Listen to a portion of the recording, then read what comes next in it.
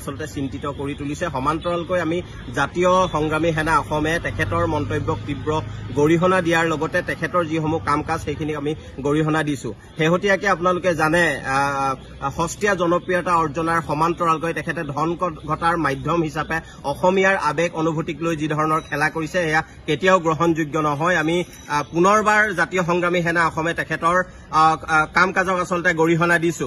ইতিমধ্যে কৰিশ্মা নাথে যিগৰাকী কলাগুৰু বিষ্ণুপ্ৰসাদ ৰাভাদেৱৰ কালজয়ী গীত এটিক বিকৃত কৰি যি ধৰণে উপস্থাপন কৰিলে তাক আমি প্ৰতিজন অসমীয়াই আচলতে মৰ্মাহত হৈছো। ইয়াৰ প্ৰতিবাদত আমি শিৱসাগৰ সদৰ থানাত আজি এখন তেখেতৰ বিৰুদ্ধে এজাহাৰ দাখিল কৰিছো। অনতি পলমে তেখেতৰ ওপৰত ভাৰতীয় ন্যায় সংহিতাৰ অধীনত তেখেতৰ ওপৰত আইনগত ব্যৱস্থা গ্ৰহণ কৰিবলৈ দাবী জনাইছো আৰু সমান্তৰালকৈ আমি অসম চৰকাৰলৈ এটা আহ্বান জনাইছো। তেখেতৰ নাগাৰা দলৰ লগত যিটো এটা গোটেই টীম এটা আছে, টীমটোৱে দীৰ্ঘদিনৰ পৰা অসমীয়া কৃষ্টি সংস্কৃতি বা অসমীয়া মানুহৰ আৱেগ অনুভূতিৰ লগত খেলা কৰি আছে। গতিকে এই কাৰ্য কেতিয়াও গ্ৰহণযোগ্য নহয়।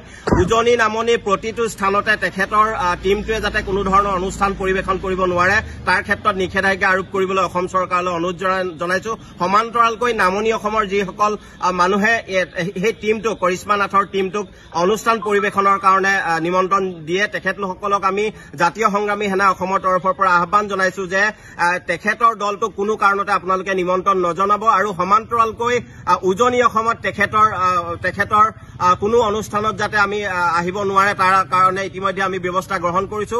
উজনি অসমৰ য'তেই তেখেতে অনুষ্ঠান পৰিৱেশন কৰিব আহিব তাত আমি জাতীয় সংগ্ৰামী সেনাই তেখেতক আচলতে বাধা প্ৰদান কৰিম আৰু পুনৰবাৰ অসম চৰকাৰক আমি আহ্বান জনাইছো অনতি পলমে এই বিতৰ্কিত ব্যক্তিগৰাকী যিগৰাকীয়ে আচলতে অসমীয়া মানুহৰ আৱেগ অনুভূতিৰ লগত খেলা কৰি ধন উপাৰ্জন কৰি অসমীয়া মানুহখিনিক আচলতে তুলুঙা মন্তব্য কৰে বা অসমীয়া মানুহৰ যিসমূহ সংস্কৃতি আছে সেইবোৰক বিপথে পৰিচালনা কৰাৰ এক ব্যৱস্থা গ্ৰহণ কৰে।